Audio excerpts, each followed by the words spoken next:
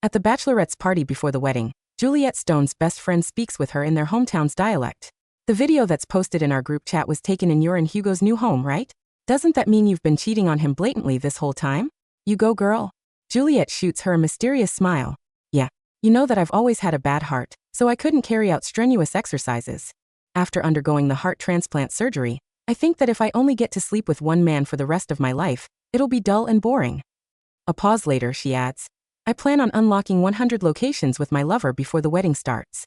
But once I've gone through the wedding, I won't sleep around anymore and choose to stay devoted to Hugo instead. I can only clutch my chest tightly, where an artificial heart beats silently. Juliet has no idea that I've specifically learned her dialect in order to bond with her family even better. Of course, I've already discovered the fact that she has been cheating on me with our wedding planner for a very long time. That's why I decide to hide something from her as well. I've already booked the euthanizing service that's provided overseas. On the wedding day that Juliet has been greatly anticipating, I'll have disappeared beyond the ocean. Later on, even if Juliet does track me down using all of her resources, all she can find is nothing but my ashes. Noticing what I'd done, Juliet Stone grew tense and dropped into a half-kneel before me. Is your heart acting up? You've got an artificial heart, and you shouldn't stay up late. Come on, let's go home. Just as she got up to leave, a few of her girlfriends banded together to stop her. Hugo's heart isn't great, sure he should rest. But yours is perfectly healthy. Once you're married, you'll have all the time in the world to be all lovey-dovey. Shouldn't you be spending more time with us tonight? I slipped my hand out of Juliet's tight grip. It's fine. I'll have the driver take me home. Since this is your bachelorette party, you should stay. With that, I turned and left, not giving her any chance to follow. Not long after the car pulled away, I felt around inside my coat and found Juliet's phone. I frowned and told the driver to turn around. The car had just come to a stop outside the bar when I saw Luke Anderson getting out of a cab. Without thinking, I followed him inside. At the corner of the hallway, Juliet threw herself into Luke's arms. He pulled her in easily, one arm circling her waist before sliding down to squeeze her butt, drawing a breathy protest from her. He wrapped both arms around her. Guess what I prepared as a wedding gift for you? Juliet's face stiffened for a second, but just as quickly, something heated flickered in her eyes. She let him guide her hand lower. It's your favorite little bondage game, he said, tapping the tip of her nose. Her fingers brushed over his lips as she said huskily, looking forward to it. When Juliet finally pulled away and walked into the private room, there was still a sheen of moisture on her lips, hinting at how intense the kiss had been. Hey Juliet. Now that Luke's here, we can finally talk about some juicy topics, right? Where was the most unforgettable spot you two hooked up? If you don't answer, bottoms up. The crowd egged her on, and the mood quickly hit its peak. Juliet raised an eyebrow and answered calmly. At my marital home, with cheese-flavored popping candy. Immediately, the room erupted with cheers and laughter. Juliet, you've really stepped up your game. I've got to say you're creative. No, that's not it. It's Luke who was being creative. Their laughter spilled out non-stop, but all that I felt was a deep, creeping chill. Back then, to repay the Stone family for raising me, I gave Juliet my heart. Hugo, your heart is the most precious thing in my life, she had said. For all the years to come, I'll give you all my love in return for this sacrifice. For 3 years, she kept proposing to me, yet in the end, this is how she chose to repay me. By sharing a passionate relationship with another man and leaving our bed in a mess. I handed Juliet's phone to the driver and told him not to let her know I'd been there. After I got home, I dug out the property deed to the villa Julia had spent over $1 billion building. Our marital home. Hello, is this Ms. Smith, the real estate agent? Yeah, I'd like to list a property for sale. The next morning, I was still asleep when Juliet suddenly returned. She rushed in like a storm, damp and chilled, not even bothering to change out of her wet clothes. Instead, she hurried over to me and while shaking asked, Hugo, did you put our villa up for sale? The villa was in my name. Juliet had arranged it that way, so any listing wouldn't notify her. That was, unless she had gone to the real estate office herself. I didn't answer right away. Instead, I questioned, you went to the real estate office? She froze for a moment, her gaze flickering. After a few seconds, she replied, a friend wanted to buy a villa, so I went with them to give some advice. Was it a friend, or was it Luke? It seemed she really liked that wedding gift he had prepared, enough to bring him along first thing in the morning to look at villas. I did my best to keep my emotions in check, my voice steady. Yeah, I've needed some money lately. The assisted dying service required a huge payment, and besides, I figured my heart was worth that much. Juliet's expression visibly relaxed. I was just worried you didn't like it. I didn't sleep all night because of that. The dark circles under her eyes and the faint red veins in them proved she hadn't rested. When she moved, however, the dense hickeys scattered across her skin stood out far more, jarring against everything else. Luckily, you'd only just listed it. I bought it back right away, she said. I poured everything I had into building that villa for us. It's proof of how much I love you. Hugo, if you need money, just go straight to the company's finance department. As she spoke, Juliet called her assistant. From now on, any expenses my fiancé makes are not to be questioned.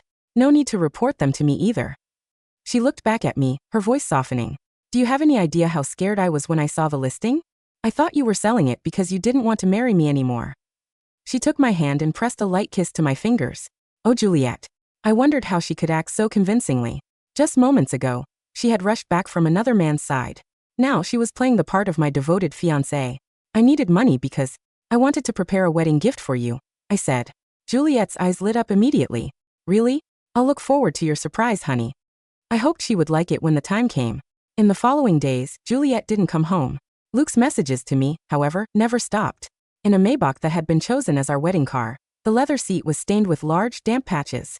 A video showed the area beneath the seat was littered with torn condom wrappers. Luke's tone was smug. I honestly didn't expect her to be that insatiable.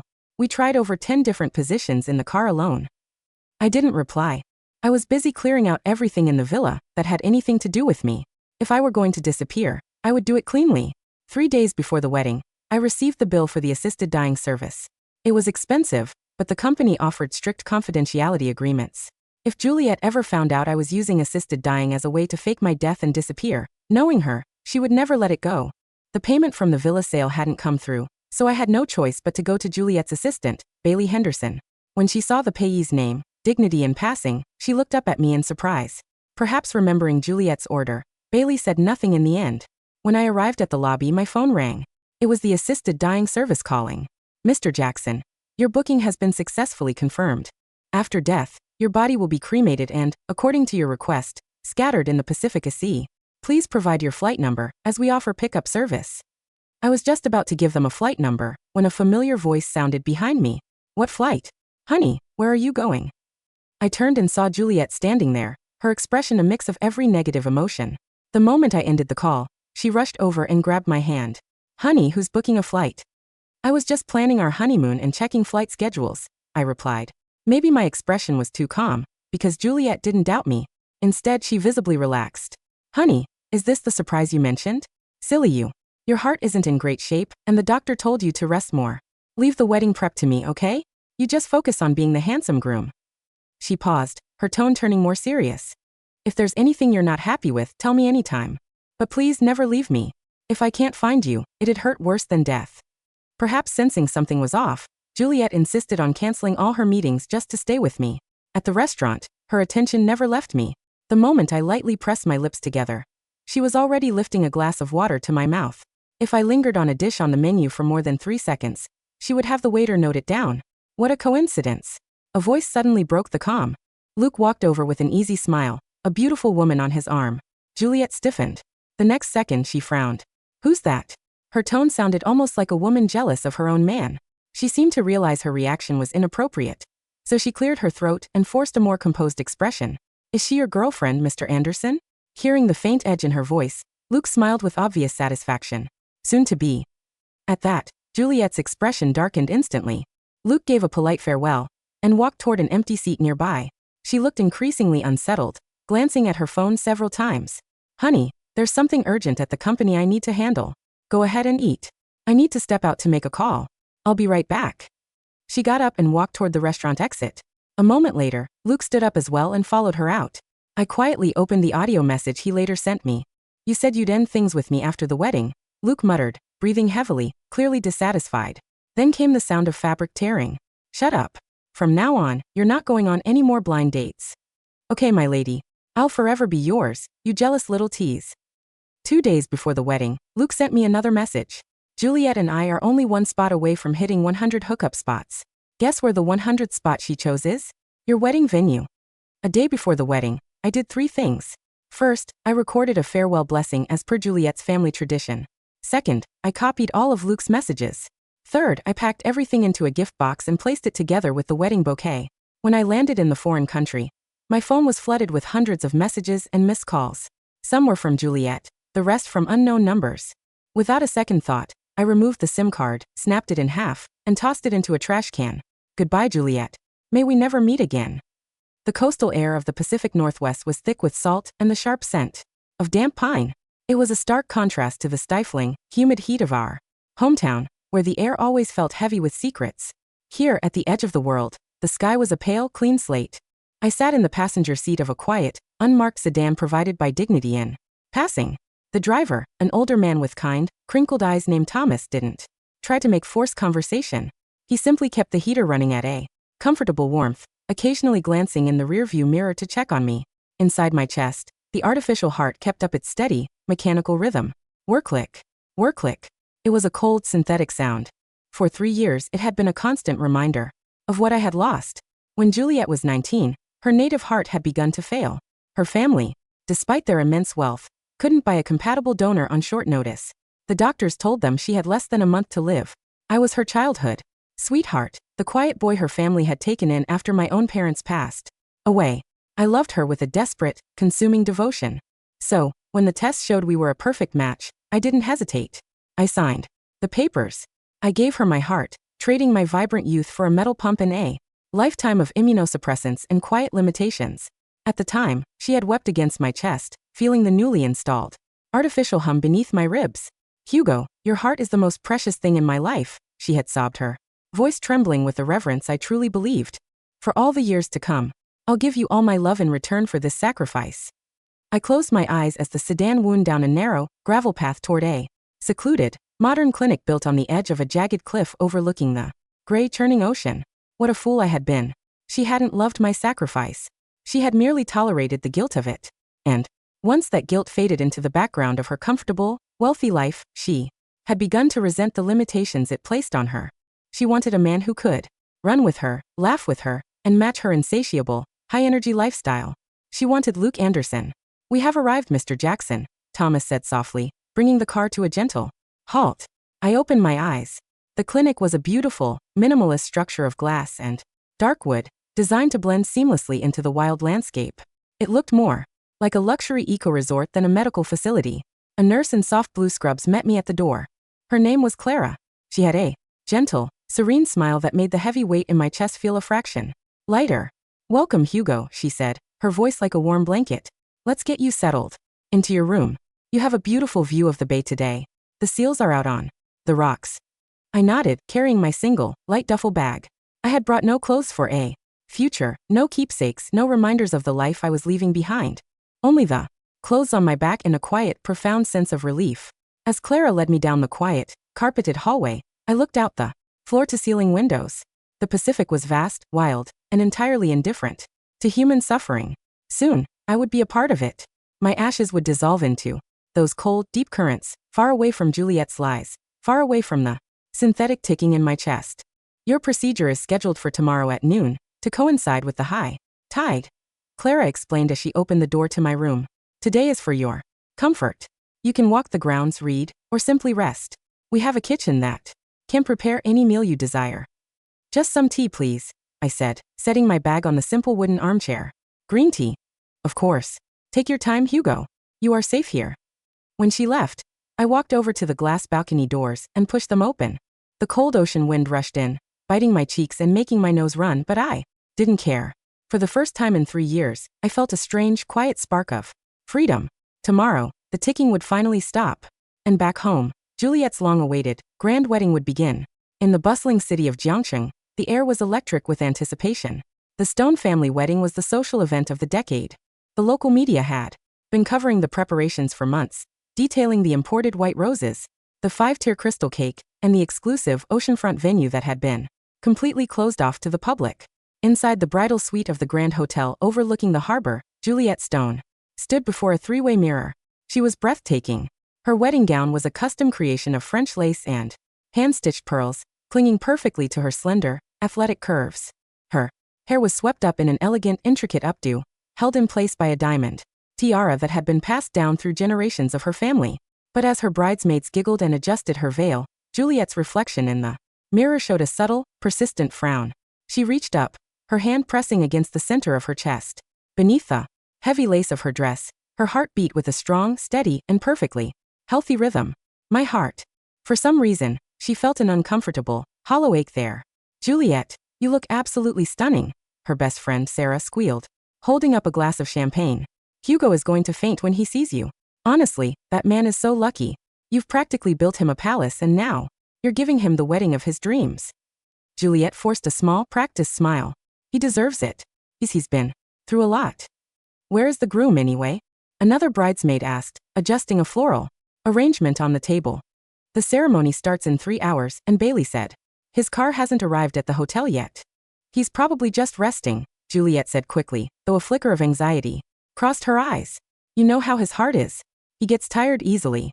I told him he could sleep in at the villa and have the driver bring him straight to the venue's private holding room. She picked up her phone from the vanity. There were no new messages from him.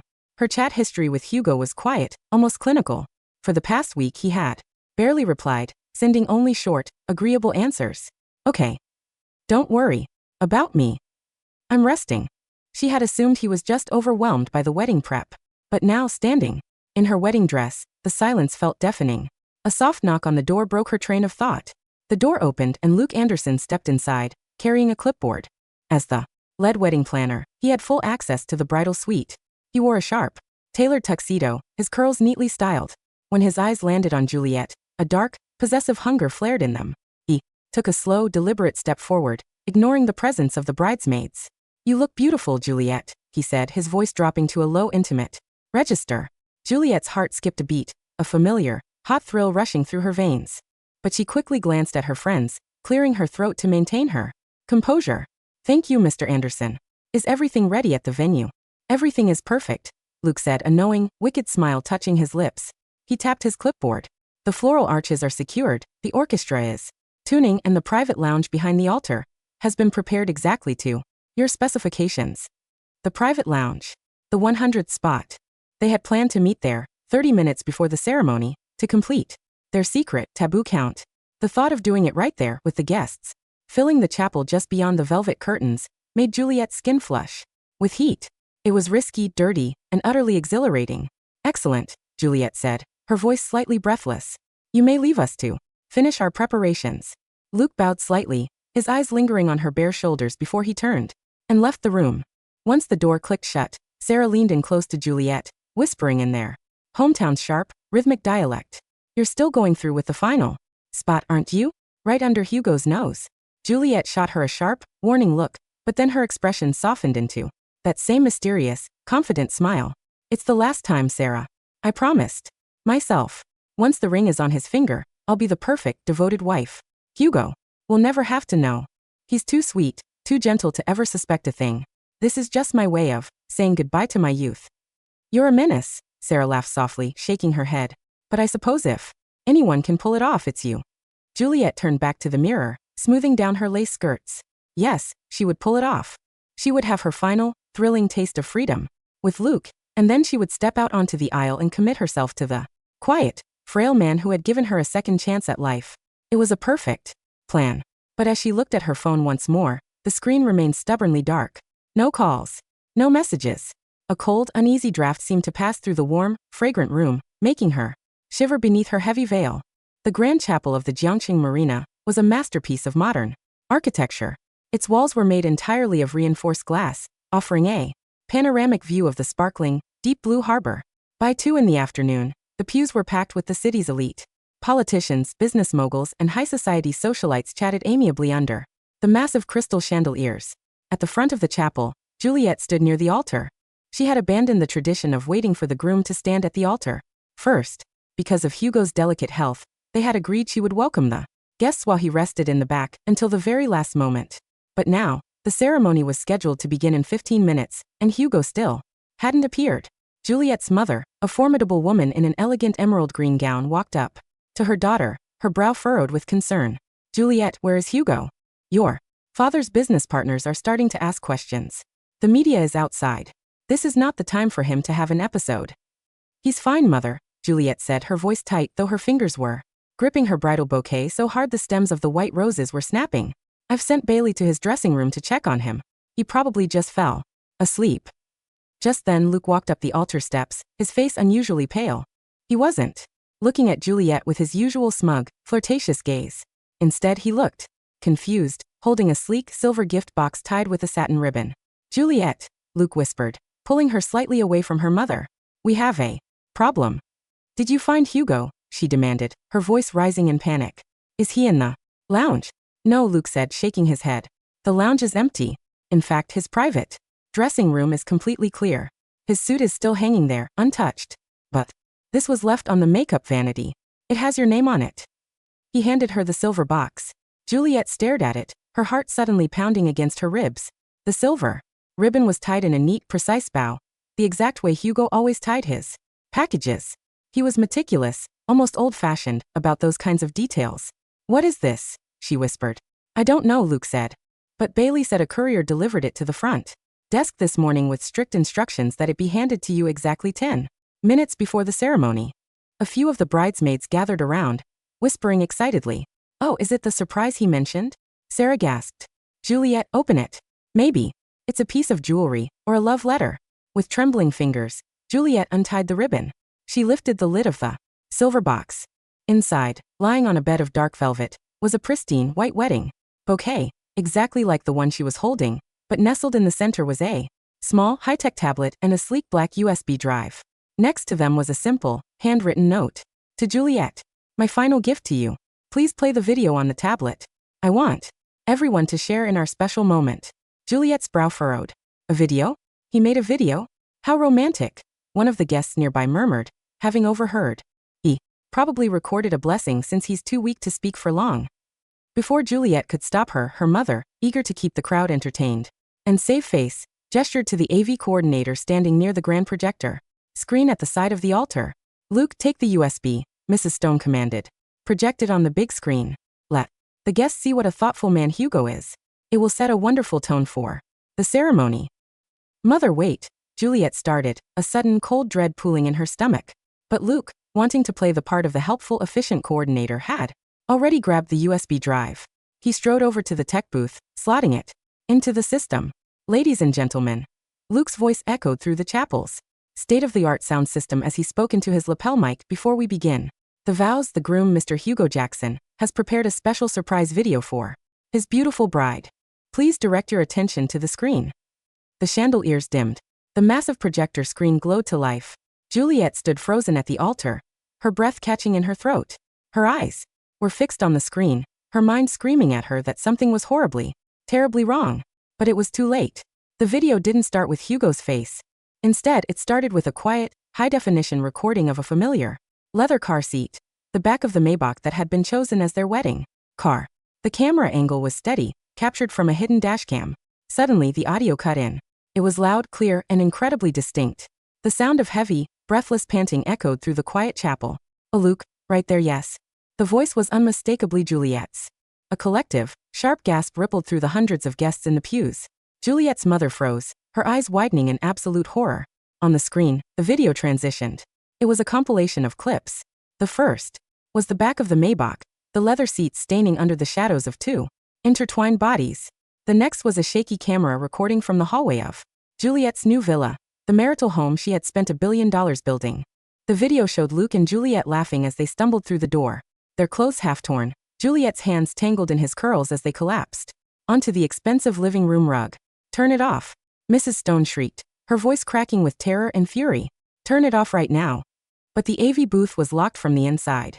The coordinator, having received a hefty, anonymous tip and a binding legal document signed by Hugo, sat back, refusing to touch the controls. The video kept playing. Next came the screenshots. Sleek, clear images of Luke's text messages to Hugo. I honestly didn't expect her to be that insatiable. We tried over 10 different positions in the car alone. Juliet and I are only one spot away from hitting 100 hookup spots. Guess where the 100th spot she chose is? Your wedding venue. The chapel erupted into absolute chaos. Guests stood up, whispering frantically, some taking out their phones to record the screen. The press, waiting outside, began to bang on the glass doors, their cameras flashing like a storm. Luke stood near the tech booth, his face completely bloodless. He looked like a man standing before a firing squad. In the center of the altar, Juliet felt her legs give way. She collapsed onto her knees, her white lace skirts pooling around her like spilled milk. Her face was pale, her lips trembling as she stared at the screen. Finally, the video of her and Luke faded to black. The chapel fell into a dead, suffocating silence. Then Hugo's voice filled the room. He wasn't on screen. It was just an audio recording, but his voice was steady, calm, and entirely devoid of anger. He spoke in a low, rhythmic dialect, the obscure, difficult hometown dialect of Juliet's family. Juliet, Hugo's voice said, the words flowing with a quiet, beautiful fluency. The video that's posted in our group chat was taken in your and Hugo's new home, right? Doesn't that mean you've been cheating on him blatantly this whole time? You go, girl. Juliet's head snapped up. She recognized those words. It was the exact conversation she had with Sarah at the bachelorette party. Hugo's voice continued, translating her own response back to her in her native tongue. Yeah. You know that I've always had a bad heart, so I couldn't carry out strenuous exercises. After undergoing the heart transplant surgery, I think that if I only get to sleep with one man for the rest of my life, it'll be dull and boring. I plan on unlocking 100 locations with my lover before the wedding starts. But once I've gone through the wedding, I won't sleep around anymore and choose to stay devoted to Hugo instead. A heavy, painful sigh echoed from the speakers. I learned your dialect, Juliet, because I wanted to surprise your parents on our wedding day. I wanted your mother to feel like she hadn't lost her hometown. And I wanted your father to know that the boy he took in had grown into a man who respected his roots. I wanted to be a real part of your family. The voice softened, carrying a gentle, heartbreaking weight. You told me my heart was the most precious thing in your life. I gave it to you, gladly, believing that our love was a sacred bond. But you took my heart, and you used it to live a life of lies. You turned our home, our car, and our wedding into a cheap game. I won't stay to watch the end of this game. By the time you hear this, I will be far beyond the ocean. I am taking back what is left of me. Goodbye, Juliet. May we never meet again. The audio cut out. The screen went entirely black. In the quiet chapel, the only sound was the jagged, hysterical sobbing of Juliet Stone. She clutched her chest, where Hugo's strong, healthy heart was beating in a wild, frantic panic, threatening to burst through her ribs. She had her life. She had her health. But Hugo was gone. While the storm raged in Jiangcheng, the quiet clinic on the Pacific coast was bathed in the soft, golden light of the setting sun. I lay in a comfortable, reclining chair next to the wide glass window. The room was warm, filled with the gentle, rhythmic sound of the ocean waves crashing against the cliffs below. Dr. Evans, a kind, soft-spoken physician with silver hair, stood by my side. Held a small, silver tray containing a single, clear glass filled with a pale, amber liquid. Are you ready, Hugo? He asked gently. I looked down at my hands. They were calm. No shaking. No fear. Inside my chest, the artificial heart kept up its steady, synthetic ticking. Whir-click. Whir-click. For 3 years I had been a prisoner to that sound. It was a constant reminder of the physical space where my real heart used to be, the heart that was currently beating inside the chest of a woman who had treated my sacrifice as a transaction, a license to indulge her every whim while I sat in the dark, freezing. I didn't hate Juliet anymore. The anger had burned itself out days ago, leaving behind only a vast, empty peace. I simply didn't want to carry the weight of her guilt and her lies anymore. I wanted to rest. I'm ready, I said, my voice barely a whisper but clear. Dr. Evans handed me the glass. This is a strong sedative, Hugo. You will feel a deep, comforting warmth spread through your body, and within a few minutes you will fall into a peaceful, dreamless sleep. Once you are asleep, we will deactivate the external power supply to the pump. You will feel no pain. It will be like drifting off after a long, tiring day. Thank you, I said. I took the glass. The liquid was warm against my palms. I looked out at the ocean one last time. The sun was dipping below the horizon, painting the sky in brilliant shades of violet and gold. It was the most beautiful thing I had ever seen. I lifted the glass to my lips and drank it down. It tasted slightly sweet, with a hint of wild honey. Almost immediately, a deep, heavy warmth began to bloom in my chest, spreading slowly down my arms and legs. The synthetic ticking of the artificial heart began to sound distant, muffled, like it was moving away from me. Whir-click. Whir-click. My eyelids grew heavy. I let them close, sinking back into the soft, warm cushions of the chair. The cold was gone. The betrayal was gone. For the first time in my life, I felt entirely beautifully whole. The aftermath of the Stone wedding was a bloodbath of epic proportions. The media coverage was relentless. The Stone family's stock plummeted, their stellar reputation reduced to ashes overnight. Juliet's father, a proud man, suffered a mild stroke from the sheer humiliation and was hospitalized. Her mother locked herself in their estate, refusing to see anyone. But Juliet didn't care about the stocks, the reputation, or her family's wrath. She had gone completely mad. The moment she returned to the empty villa, she had stripped off her wedding dress, tearing the delicate lace to shreds with her bare hands. She threw her diamond tiara against the wall, shattering the glass of the vanity mirror. Where is he? She screamed at Bailey, who stood trembling by the door. Where did he go? I don't know, Miss Stone. Bailey sobbed. His phone is disconnected. We checked the airport records, but he used a private charter service that was paid for in cash through an offshore account. We can't trace the flight path without a court order, and the police won't help because he's an adult who left voluntarily. I don't care about the police. Juliet shrieked, her eyes wild, her hair falling in damp, chaotic strands around her face. Use every resource we have. Hire private investigators. Trace his bank accounts. Find out where he sent that final payment. She grabbed Bailey by the shoulders, her grip bruising. He has an artificial heart, Bailey. He needs maintenance. He needs medication. He can't just disappear. There was one thing, Bailey stammered, trying to pull away. The payment he processed through the company finance department last week. The payee was a company called Dignity in Passing. Juliet froze. The name sounded strange, almost clinical. Dignity in Passing? What is that? A travel agency? A health resort? It's an international assisted dying organization, Bailey whispered, her voice trembling. They provide legal voluntary euthanasia for patients with terminal illnesses or severe, chronic conditions. Juliet felt the world tilt beneath her feet. Assisted dying. If there's anything you're not happy with, tell me anytime. But please never leave me. If I can't find you, it'd hurt worse than death. She remembered saying those words to him at the restaurant, and she remembered his quiet, calm response. He hadn't been planning a honeymoon. He had been planning his own death. No, Juliet whispered, her knees buckling. No. He wouldn't. Hugo loves me. He gave me his heart. He wouldn't just throw his life away. The clinic is located in the Pacific Northwest, Bailey said, holding out a tablet with the company's information. But their client confidentiality is absolute. They won't give us any information without a direct relative's consent, and since you two aren't legally married. Get the jet ready, Juliet commanded, her voice suddenly dropping to a cold, terrifying whisper. She stood up, her face pale and set with a desperate, frantic determination. Get the jet ready right now. We are going to that clinic. But Miss Stone, the weather. I don't care about the weather. Juliet roared. If we have to fly through a hurricane, we fly. If I have to drag him back by his hands, I will. He is mine. His life belongs to me. Before she left, she saw Luke standing in the hallway of the villa, looking disheveled and terrified. His career as a high society wedding planner was over. His name dragged through the mud. Juliet, Luke started, reaching out a hand. We can fix this. We can. Juliet didn't let him finish. She grabbed a heavy, crystal vase from the console table and hurled it directly at his head. It missed by inches, shattering against the wall in a spray of sharp shards. Get out, she hissed, her voice like a poison. If I ever see your face again, I will have my father's security team bury you in the harbor. Get out. Luke fled, not looking back. Juliet ran to her car, her heart, Hugo's heart, beating a wild, frantic rhythm in her chest. I will find you, Hugo, she prayed desperately, tears streaming down her face as she sped toward the airport. I will find you, and I will give you everything. I will never look at another man. I will build you a new world. Just please, stay alive. The private jet battled through a turbulent, freezing storm across the Pacific, finally landing at a small, regional airport in Oregon. Juliet didn't even wait for her security team.